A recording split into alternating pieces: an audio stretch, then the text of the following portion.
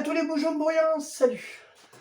Bienvenue dans ce dernier épisode de la saison 2021 de Final Trooper.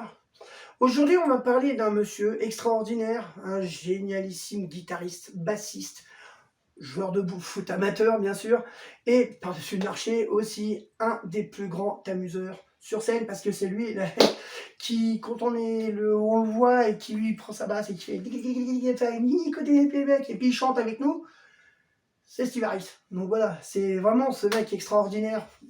Sans lui, on ne serait pas là. On ne ferait pas cette émission. Donc, comme c'est la fin de l'année et que je voulais faire un petit coucou, si un jour Steve regarde, Steve, merci. Merci ce que tu as fait pour nous, tes fans.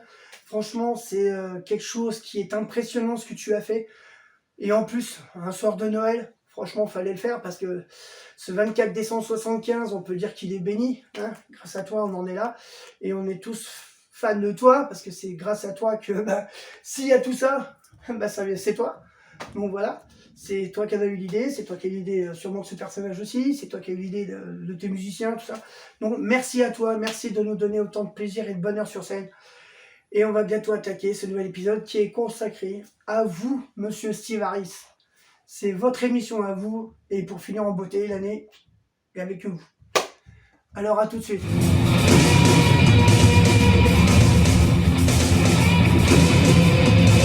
Donc voilà, alors là on va parler de Steve Harris, lui qui est né le 12 mars 1956 à Leytonstone, au pays du Royaume-Uni, donc voilà. Ce qui est bien, c'est que un 24 décembre 1975, il s'est dit, bah tiens, je vais créer le plus grand groupe de rock et de hard rock de tous les temps.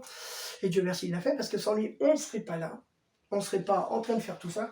Et on ferait sûrement peut-être autre chose, je sais pas, moi, style, il y aura la pêche, je sais pas, genre le connerie, n'importe quoi. La preuve, c'est qu'Adrien Smith, il fait la pêche, il a fait un bouquin sur la pêche, et c'était pas si mal, hein, finalement. D'ailleurs, il faudra que j'aille le chercher, même si je ne pêche plus. Mais enfin, voilà. Donc, lui, ce qui est bien, c'est que lui qui se prédestinait à une carrière de footballeur, finalement, va devenir le plus grand bassiste de tous les temps. Et ce qui est formidable chez lui, c'est qu'il ne joue pas avec un médiateur, il joue avec ça. Le majeur et l'index. Je me suis trompé dans les deux, mais le principal, c'est que les deux doigts sont là. Surtout que j'ai failli faire un geste et je n'aurais pas dû. Et Dieu merci, je ne l'ai pas fait. Donc voilà, la bonne nouvelle, c'est que ce garçon génial, qui joue de la basse comme un dieu, a tendance à nous faire bouger quand on est sur scène avec lui. Parce que je dis ça, parce que lui, je suis sûr qu'il doit se dire, moi, tout le public est avec moi, donc c'est une immense scène géante, et vous êtes avec moi, et moi, je suis juste là pour vous indiquer comment faire. Donc c'est un peu ce que j'appellerais un chef d'orchestre pour moi, parce qu'en fait, quand on le voit, il joue de la basse comme ça, tranquille dans son coin, et à un moment, il se met à chanter avec le public, et après, à la fin, vous avez vu comme il fait à chaque fois, il prend sa basse contre lui, il fait comme ça à chaque fois. Et moi, à chaque fois que je vois quand il fait ça, mais je vous jure, mon cœur, il explose. Moi, quand j'étais voir à ce concert-là, qui vient de ce concert-là, le 6 juillet 2018, à l'Accor Hotel Arena, ex-Bercy, mon cœur a fait boum. Mon cœur a fait boum parce que quand j'ai vu ce mec génial avec sa superbe basse, qui lui est en train de faire ça à la fin, puis il joue comme ça, puis avec le public, on a l'impression qu'à travers sa basse, il nous met de l'amour dans son cœur, qu'il transmet dans la basse et qu'il nous donne. Pour nous, c'est bien certains qui vont dire c'est ridicule ce qu'il dit, mais en fait, moi je trouve pas. Je trouve que c'est même super intéressant ce qu'il fait. C'est un geste qui nous honore à chaque fois, parce que ça prouve qu'il faut dire la vérité. Nous, on serait pas là s'ils n'étaient pas là, mais s'il n'avait pas créé Maiden, nous, on serait pas là non plus. Mais lui, il serait pas là non plus s'il n'avait pas créé. Donc voilà. Puis c'est 50-50. Lui, il nous aime et nous, on l'aime au retour. Donc voilà. Alors, je vais vous dire une bonne chose. Quand on voit ce qu'il fait et que quand il a voulu créer son groupe, hein, voilà. On pensait à un certain batteur, après on a eu le regretté Clive Burr, puis quand il a eu l'idée de faire venir un Paul Di'Anno, même si c'est pas lui le premier chanteur de Maiden, mais officiel avec le premier album, c'est lui. Il faut penser à un détail, s'il a pensé à Paul, c'est qu'il y a sûrement une bonne raison, c'est parce que Paul à ce moment-là, il avait une bonne voix, je vous le cache pas, c'est pas une voix dégueulasse, même si je suis pas ultra fan. Moi, vous mettez par exemple Woman in Uniform, j'adore ce morceau, pourtant il est dans aucun album. Mais j'ai réussi à le trouver et le mettre quand même dans mon téléphone, parce que pour moi, c'est ma source de musique, parce que j'écoute tout le temps du Maiden, je ne vous cache pas, je suis ultra fan, c'est pas fait pour les chiens. Et après, j'ai encore mis, c'est une chose sur moi. Mais enfin, voilà, c'est que il faut franchement dire la vérité, c'est que ce mec qui a une basse entre les mains, eh ben, il arrive avec une basse à vous faire chavirer le cœur. Parce que ce gars, il est tellement formidable. Comment vous expliquer ça? Allez, je vais vous dire la vérité. Pour moi, il a réussi, avec 2 doigts, à faire des énormes morceaux de musique. Il y a des moments, ça se reconnaît bien et ça s'entend bien. Et ça, c'est sa petite patte à lui, parce que ce groupe a été fait pour la basse, et pas les autres groupes. C'est ça qui est formidable aussi. C'est que c'est un groupe génial, et il a une basse, ça. Et il joue avec ça, et il nous fait chavirer le cœur. Donc voilà, c'est que du bon, du début jusqu'à la fin. Il joue comme un dieu, il est tout le temps là. Et quand moi j'adore, c'est quand il, par exemple, il est sur Sign of the Cross, il est là, puis il fait la bon, bon, bon, bon, c'est un jeu comme ça. Mais il regarde sa guitare, il regarde pas le public, il est à fond dans ce qu'il fait, que ça soit sa basse ou la guitare à coup. Il regarde, il fait ce qu'il veut, il regarde sa guitare, et on sent que le génie est dans ses doigts. Donc c'est un génie, c'est le génie de la basse, c'est tout ce qu'on veut. Il est au-delà. Alors Steve, Dieu merci, il a pas pu le joueur de foot, parce que vous imaginez, il aurait joué à West Ham. Tout le monde sait qu'il adore West Ham. Il sera en retraite déjà, et puis on n'aurait pas tout ça. Moi, j'aurais pas tout ça sur les murs. Voilà, moi je n'ai plus qu'une chose à dire, c'est à Steve, si un jour il voit, c'est merci, merci de ce que vous faites pour nous, merci de nous faire aimer votre groupe, merci de faire aimer votre musique, surtout que vous êtes le principal parolier à la base. Donc déjà, c'est ça qui est formidable, c'est que vous êtes le principal parolier. Mais par exemple, quand on sait que son premier batteur, Doug Sampson, il n'est pas resté très longtemps, on est d'accord. Il a été remplacé après par le regretté Clive Burr. Je suis désolé, mais pour Clive, pour moi, il a eu le pif. Parce que franchement, il a le pif pour ce qu'il faut. Il a toujours le bon pif au bon moment. Parce que moi, ça me fait penser à la rencontre qu'il avait avec Bruce Dickinson en 81. J'ai vu un reportage qui était magnifique dans un bouquin qui disait qu'à un moment, il était en train de discuter avec le producteur et Bruce Dickinson soit un lampadaire et tout le monde disait ça y est, le nouveau chanteur d'Iron Maiden. Vous imaginez un petit peu. Il avait déjà le pif, ce garçon. Alors imaginez un petit peu ce qu'il peut faire. Alors quand on voit que maintenant il prend sa basse, il arrive à nous faire exploser le cœur tellement qu'il nous aime, ça sent dans sa basse qu'il nous aime. C'est génial ce qu'il fait, moi j'adore. Parce que quand on voit à quel point il est à fond dans ce qu'il fait, qu'il est à fond dans son métier, il est à fond, quoi. Il est tout le temps à fond, et je sais pas que... là, il a eu dans sa famille un petit truc qui vient d'arriver de positif. Autant que je vous le dis, il y a un de ses fils qui s'est marié. Ça, il y a certaines personnes qui doivent le savoir, mais il me semble que c'est son fils George Harris qui s'est marié. Moi, j'ai vu les photos, et il était au milieu de sa famille. C'est une belle photo, mais je la mettrai pas sur Maiden France parce que j'ai ma raison. Tout ce qui est famille, moi, j'y touche pas. Donc voilà, c'est privé, c'est personnel. Bon, enfin voilà. Là où il y a eu le pif aussi, c'est les gens vont me dire oui, mais on sait que tu l'aimes pas, machin. C'est que quand il a viré Paul Diano, c'était, je pense, pour des histoires de drogue aussi, parce qu'il devait se droguer. Faut dire Paul derrière. Paul, il chantait pas trop mal, mais c'était sûrement pour des par-dessus histoires de drogue et puis par-dessus le marché. Dieu merci, Iron Maiden n'est pas devenu un groupe de punk comme Paul Diano pensait le faire. Parce que ça se trouve, on n'en serait pas là non plus. Mais faut reconnaître que faire du heavy, c'est du boulot, et puis c'est du travail, et il le fait bien. Et que grâce à lui, on écoute de la super bonne musique, et c'est cool. Mais il est tellement pro qu'il a réussi aussi à, comment vous dire ça, à faire autre chose ailleurs. Il a fait British Lion. Bon, il y a certains groupes qui ont dit oui, British Lion c'est pas mal, machin, mais la voix c'est pas... oui, je suis désolé, c'est pas Bruce Dickinson non plus. Et vous savez à quel point je vénère Bruce Dickinson, donc voilà. Mais comment vous dire ça, il a réussi à faire quelque chose, c'est qu'à chaque fois qu'il a pris un bon musicien, il avait le pif. Moi, ça me fait penser à Bruce quand il a dû parler d'Yannick en disant voilà, tiens, j'ai un autre guitariste qui est pas mal, est-ce que tu pourrais le mettre dedans? Et ça a marché, il l'a mis dedans en remplacement d'Adrian Smith. Donc voilà, quoi.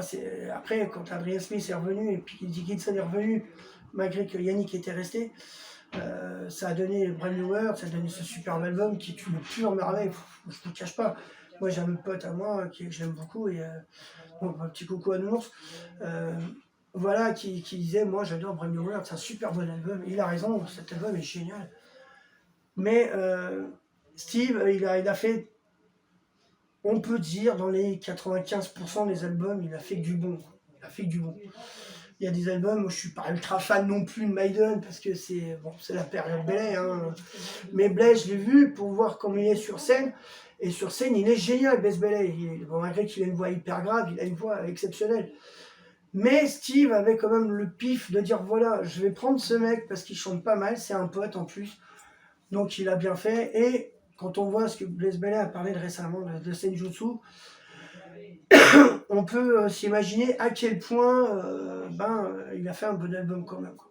Donc Steve a quand même fait avec ce qu'il avait, et il a quand même réussi à faire des albums qui marchent bien. Donc, voilà.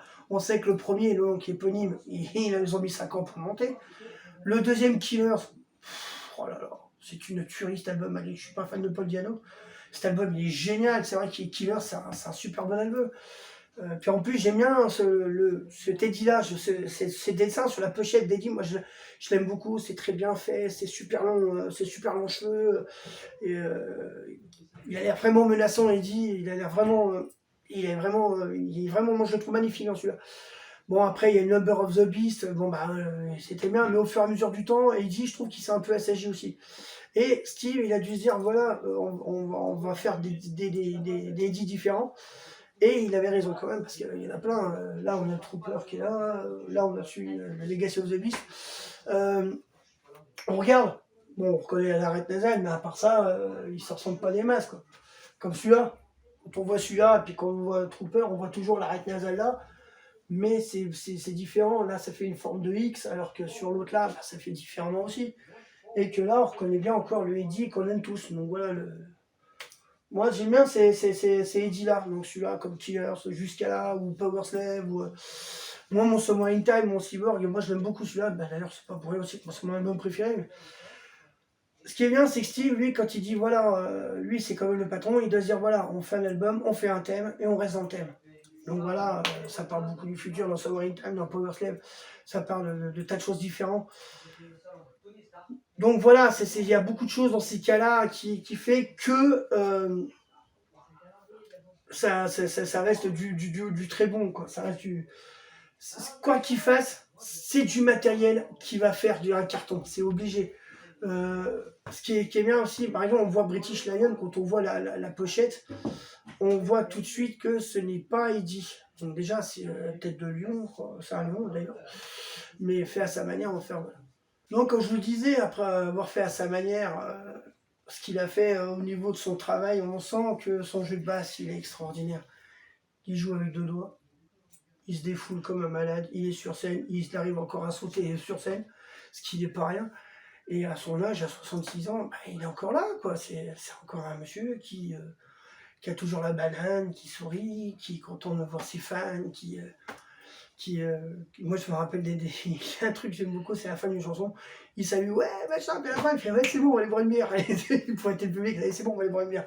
Moi j'imagine la facture la facture des bibines. Tu mets 25 000 personnes, tu multiplies par 5 € la bibine, t'as 125 000 € de facture de bibine. Les mecs vont dire, je vais pas 25 000 bières pour boire un coup avec vous, les mecs. Hein. Ouais, le tableau, ça aurait été super de boire une petite bière avec lui, c'est génial, quoi. Mais il y a des trucs qui fait que Steve, on ne fait que l'aimer, parce que, moi je trouve qu'il a une bonne bouille. 2, il a un look que j'adore.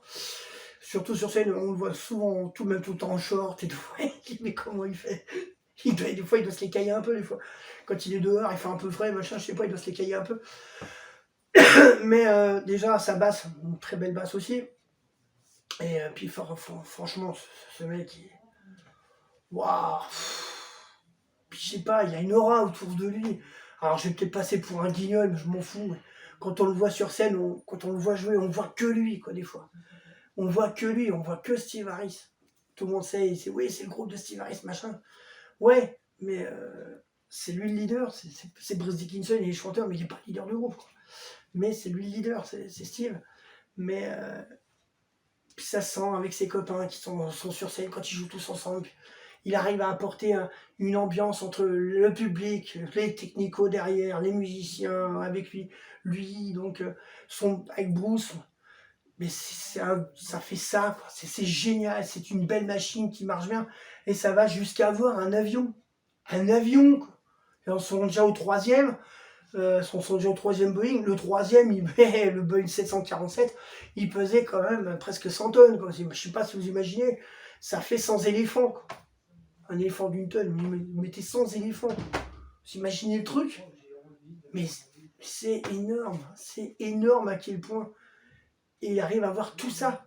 Et en plus, son chanteur, qui en plus, on peut dire que c'est un pote, c'est un copain, qui... non, mais il pilote son zag. Je sais pas, mais c'est... Bon, bah peut-être pour eux, déjà, c'est un bon moyen de dire on peut aller n'importe où on veut dans le monde avec notre avion. C'est génial.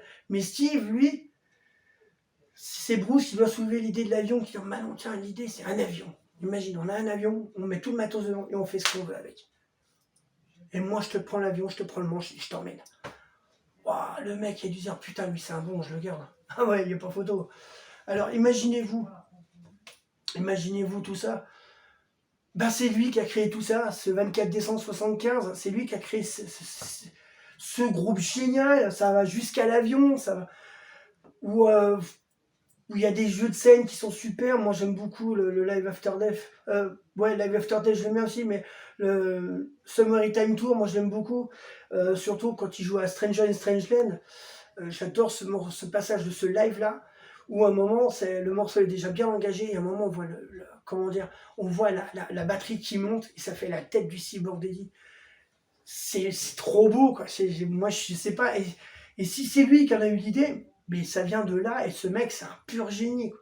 C'est un pur génie. Alors les potes, ils doivent dire, ouais, super, on va jouer comme ça, machin, et puis là, du coup, la scène va monter, et on verra la tête d'Eddie, parce que normalement, chaque fois, c'est sur scène, vous voyez toujours un Eddie sur scène, en fait. Et là, avant, vous avez un mec qui était dans le costume, maintenant, il est carrément radiocommandé, ouais. Mais, je sais pas, c'est tout ça, ça vient de lui, et c'est lui qui en a eu l'idée. Et après, il y a d'autres personnes qui l'ont dit, tiens, est-ce que tu en penses de cette idée-là, est-ce que ça marche, machin, il a dû se dire, oui, ça va marcher, ça va marcher. Non, ça marchera pas, on laisse tomber. Mais c'est plus qu'une cervelle qu'il a, c'est un ordinateur, et cet ordinateur a fait des centaines de millions d'albums, et on est là, voilà, on en est là. La preuve, c'est qu'il y est, et moi, on a ça. On l'a sur le dos, moi j'ai ça. Alors certaines personnes diront, ouais, c'est du merch, machin. Ouais, c'est du merch, mais acheter ça, moi je sais pas, j'ai acheté mon foulard, quoi, là, les 8-9 euros. Pour moi, c'est de l'argent bien placé, parce que je l'ai sur la tête, les gens quand ils me voient dans la rue avec la veste Apache, ils me reconnaissent en me disant, ah bah tiens, c'est Damien, machin. C'est le fan de Maiden, donc voilà, ils me reconnaissent comme ça, mais... Et puis il y a beaucoup de personnes qui savent que j'adore Maiden. C'est comme l'éternelle question, mon père m'a toujours posé, c'est pourquoi Iron Maiden? Mais j'ai tout un début de réponse. Steve Harris, Bruce Dickinson, Dave Murray, Ryan Smith, Annie Girth, Nico McBride. J'ai son début de réponse. C'est une alchimie. Voilà. Pour moi, c'est ça Maiden. Bon, finalement, je crois qu'il a sa réponse. Dès que je vais le voir, je peux lui dire, je vais lui donner la réponse. Donc voilà, pour moi, c'est ça. C'est ça Maiden. C'est un mélange. C'est un super beau mélange. C'est comme si vous faites un gâteau ou un bon plat, machin, vous mettez tout ensemble et ça fait une pure merveille. Et ben moi, c'est ça. C'est ça Maiden. C'est le meilleur mélange possible dans un groupe. Parce que même s'il peut y avoir des discussions dans le style, moi je veux pas de ça, je veux pas que tu joues comme ça, moi je veux que tu chantes un peu plus haut, je veux que tu fasses ça. Mais c'est que du bon et ça peut apporter que du bon dans ces cas-là. Alors, il faut pas oublier que maintenant, je vais vous dire un tout petit truc sur Maiden en général. Alors, je ne sais pas si ça plaira aux gens ou pas, mais que ça soit vous, que ça soit comme moi, je pense pas qu'on attire Maiden vers le bas. C'est pas possible. Je ne dirai pas qui a dit ça, je ne peux pas me le permettre. Et puis, dans ces cas-là, c'est pas à moi de répondre à ce genre de choses. Je n'ai qu'une chose à dire, moi, c'est que, quel que soit ce que Steve a fait avec Maiden, que ce soit même Senjutsu, moi je dirais que cet album n'est pas une pure daube. C'est un vrai bijou. Il est bien travaillé. Ça se joue bien. Vous pensez que Steve, il va avoir 66 ans. Vous vous rendez compte? Il est dans sa 66e année. C'est pas rien, quoi. À 66 ans, jouer de la basse, machin, comme ça, alors qu'il y en a certains qui auraient déjà raccroché. Il y a Nico, 68 ans Nico, vous vous rendez compte? Il a 68 ans, il est toujours derrière Sifu. Moi, des fois, je trouve des vidéos où il fait des petits festivals, des tas de trucs comme ça, où alors il y avait un petit concert où des gens chantaient Maïden, et lui, il a joué la batterie parce qu'il connaissait les gars. Il fait ah, bah tiens, je vais jouer, vous avez besoin d'un batteur, allez, je vais jouer, ça va vous faire plaisir. Hein, tiens. Je suis désolé, on peut pas, moi, je peux pas me permettre de critiquer. Je peux pas me permettre de critiquer Steve Harris, c'est pas possible. Ce mec, il a tellement un talent fou, je peux pas le critiquer. Alors, si je devais le critiquer, je le ferais pas dans certaines manières. Moi, ça serait plutôt dans le style. Ouais, ça colle peut-être pas très bien. Est-ce qu'il y a moyen de le changer? Voilà. Pas dire non, ça c'est de la merde, faut pas faire comme ça, machin. Ça, je ne peux pas. Je ne peux pas. Ce n'est pas comme on a fait certaines personnes avec nous, qui est et moi, ce n'est pas de la critique constructive. Ce n'est pas possible. Ce n'est pas ce genre de choses que j'admire. C'est le genre de choses que même je déteste. Parce que critiquer, c'est facile. Moi, on peut me critiquer. Je m'en fous. Mais qu'on s'attaque pas, ni à ma famille, on s'attaque pas à Elias, il n'y a pas moyen. On s'attaque pas à mes amis, on s'attaque pas à ma famille, il n'y a pas moyen. Si on veut s'attaquer à moi, on s'attaque à moi, mais on s'attaque pas à personne d'autre. Moi, si je dis ça, c'est parce que ça vient de mon cœur et je le pense franchement. Si, je vous le dis tout de suite, je ne suis pas là pour faire cette émission, dire voilà, ce groupe, il fait comme ça, c'est de la merde, faut pas qu'il fasse ça parce que comme ça, c'est de la merde. Je suis désolé, je dis le mot merde, mais si maintenant il est dans le dictionnaire, je suis désolé, je critique pas, c'est pas de la critique constructive ça. Si Maïden avait notre oreille, qui venait nous voir et qui nous dit putain les mecs, qu'est-ce qui va pas? Dites-nous ce qui va pas et on trouvera un moyen de s'arranger autrement et on fera le prochain album parce qu'ils annoncent peut-être un 18, donc il y a peut-être un 18e album qui va arriver.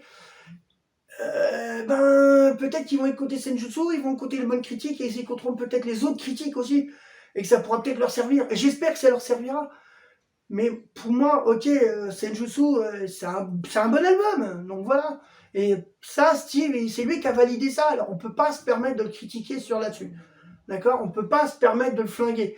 Ce mec-là, c'est grâce à lui qu'on aime ce groupe, c'est grâce à lui. Alors si on se permet de le flinguer du début jusqu'à la fin, merde, putain, dans ces cas-là, mais qu'on change, qu'on arrête d'écouter Maiden et c'est fini. Moi, je suis désolé. Si, moi, il y a des choses il y a des groupes que je n'aime pas, mais je ne critique pas à cette manière-là, parce que c'est pas une bonne manière de faire, pour moi. Je trouve pas que c'est une bonne manière de faire. Si moi, par exemple, je dis à Agnès, putain, j'aime pas comme t'as fait ça, c'est de la merde, on recommence. Non, non, déjà, un, ça serait lui manquer de respect. Deux, parce qu'en fait, il se débrouille vachement bien, et il va peut-être en faire son métier, et ça, je suis content pour lui. Trois, par-dessus, il me fait confiance déjà. Alors imaginez si moi je le flingue derrière, on ne pourrait pas faire ce qu'on fait pour vous là, c'est pas possible. Alors ok, ce que disait Elias tout à l'heure a fait la bonne remarque. Un groupe ne peut pas être 100% parfait, ça c'est sûr. 100%, le monde serait 100% parfait sur de ce qu'on aime ou ce qu'on veut ou ce qu'on n'aime pas. Waouh, arrêtez, si c'est 100% parfait, ma gueule, ok, mais on va vite s'ennuyer. Bon, on va bientôt clore là-dessus, d'accord. Pour revenir un tout petit peu à Steve, Dieu merci, il n'a pas fait la carrière dans le foot parce que sinon, on n'en serait pas là. On serait peut-être en train de faire autre chose, déjà. Et puis, nos vies seraient un petit peu moins joyeuses. On serait plus terne, plus triste. Alors, ce que je vais vous dire, ça peut paraître stupide. On est d'accord? Ça va peut-être vous paraître stupide, mais s'il n'y avait pas Maiden, ma vie serait beaucoup plus difficile. Parce que quand j'écoute du Maiden, c'est comme quelqu'un qui écoute, je sais pas, du Johnny, du Eddie Mitchell, ou on écoute du Metallica, Scorpion, Guns N' Roses, tous ces groupes-là, du Van Halen, Journey, en exemple, bien sûr, ou même Black Sabbath, ou même pour penser un petit peu à Loïc, Slayer, par exemple, moi, ça serait pas pareil. Donc déjà, quoi, ces gens-là, c'est leur passion à eux, moi, Maiden, c'est la mienne. Donc voilà, la preuve c'est que je suis là et j'ai envie de faire ça parce qu'ils le méritent amplement, Maiden. Voilà, on va bientôt finir et puis je pense pas qu'Ilias va vouloir venir de l'autre côté. Si? Oui. Eh tiens, vous savez ce qu'on va faire? On va le laisser causer pour une fois. Parce qu'il y a un moment, il m'a dit franchement tu voulais plus. Puis là, il revient, je suis vraiment content, ça me fait vraiment plaisir. Alors, je vais plus l'appeler la Minute Ilias, je vais juste faire le Ilias. Voilà. Alors Ilias, dis-moi ce que tu penses de ça. Alors déjà, bonjour à tous et merci d'être encore ici dans la vidéo après plus de 20 minutes. La chaîne grandit depuis petit, on est déjà à 56 abonnés. Concernant Steve, le 24 décembre 75, il s'est dit je crée mon groupe, c'est parti. Au bout des 5 ans, il avait déjà une bonne composition et il sort l'éponyme, le premier album, qui est pas trop mal pour un premier. Et ensuite, à peu près 2 ans après, sort Killer, qui lui est carrément une réussite, je trouve. Ah oui. Et ensuite, petit à petit, le groupe s'est formé pour arriver Celui qu'on connaît maintenant. celui qu'on connaît maintenant, le groupe stable, avec les 6 membres, 3 guitaristes. Steve qui a un style de jeu très particulier, qui n'a pas de minator et qui se talque les 2 doigts pour pouvoir slapper à la basse, et qui a un style de jeu particulier qui est avec le public sur scène, qui guide le public comme un chef d'orchestre. Mm. Et tout le C'est monde vrai. le suit. C'est vrai que franchement, le chef d'orchestre, c'est ce que j'avais dit, ouais, c'est bien, c'est bien ce que tu as dit en fait finalement, c'est vachement intéressant. Moi j'aime beaucoup. Bah, c'est vrai que je pense pas qu'il y a beaucoup de personnes qui doivent se talquer les doigts comme ça, mais c'est vrai que pour un bassiste, il y en a beaucoup qui jouent aussi comme lui, Et il y a une grande influence aussi. mais il y a une très grande Parce qu'il y a influence. Ouais. beaucoup de groupes où le bassiste, c'est pour le rythme, enfin, vous voyez ce que je veux dire. Lui, Mais, on entend la basse, si on enlève la basse du groupe, il y a énormément de musiques qui sont totalement différentes.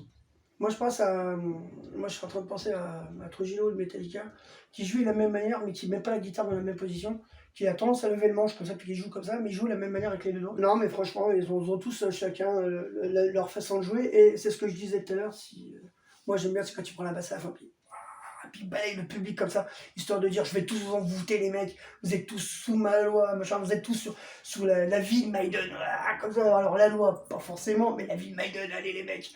Et c'est ça qui me plaît. Je sais pas s'il plaît, toi, parce qu'il fait ça à chaque fois à la fin. Moi, je craque à chaque fois. En short, sur scène, Ouais. à chaque fois, il se balade et puis il vient et puis hop, il guide le public. Mais surtout, il y a une vidéo, c'est les mecs quand ils boivent un coup. C'est le mec qui est pas chiant. Alors justement, c'est ça qui est bien chez lui. C'est bon, la passion, c'est le football, tout le monde le sait. Et il a une autre passion aussi, c'est sa famille. C'est sa famille de scène, mais sa famille aussi, sa famille à lui. Et franchement, moi, je kiffe ce mec. Je trouve que c'est. Il est bassiste, il se prend pas la tête du tout, il joue, il est sur Il est là scène. depuis le début, il Ouais. continue comme il l'a fait depuis le début. Bah, c'est lui qui l'a créé, mais c'est ce mec qui. Alors, ça, je sais pas, ça me fait penser au truc sur Facebook qu'on avait déjà vu. Alors, il y a un qui, moi j'ai inventé Facebook, moi j'ai inventé Apple, moi j'ai inventé ça, et lui il fait, bah moi j'ai inventé Iron Maiden. Ça c'est chouette, ça j'aime beaucoup ça, j'adore, c'est le genre de petite touche qui me plaît bien. Mais c'est vrai que Steve, quand on y pense, Steve c'est un génie. Mais moi c'est ce qui me plaît chez lui, c'est que il est entier du début jusqu'à la fin, même si je le connais pas personnellement, mais c'est ma petite touche personnelle. Mais pour moi, il reste entier du début jusqu'à la fin. C'est un mec super adorable, je trouve. Et puis, je sais pas, ils l'ont toujours dit, s'ils ont créé Eddie, c'est parce que justement, les interviews, c'était pas trop leur truc. Mais voilà, quoi. Alors, toi, ce que t'en penses, moi, c'est une très bonne opinion. Moi, je suis vraiment content de ce que t'as dit. Et je suis vraiment content que tu sois à côté de moi. C'est bien, c'est la dernière de l'année. Alors, finalement, autant finir cette année 2021 en beauté. On voulait aussi vous parler de 2022. On a déjà le premier épisode. 3 gros projets. On a 3 beaux projets. Donc en 2022, on va attaquer sur le prochain épisode de Final Trooper sur les goodies. On va faire un petit hors-série là-dessus. Ça me permettra de vous montrer un petit peu le matos que j'ai et puis vous montrer qu'on peut avoir un petit tout. Ce que j'ai oublié de te montrer, c'est les tasses aussi. Après, je te les montre. Il y a énormément de choses. Peut-être un épisode d'une trentaine de minutes. On va voir ce que ça veut. Tasses, tout ça. Porte-clés que j'ai aussi. Donc voilà. T-shirt. On montrera tout ça et puis on va attaquer aussi avec IM 2.0.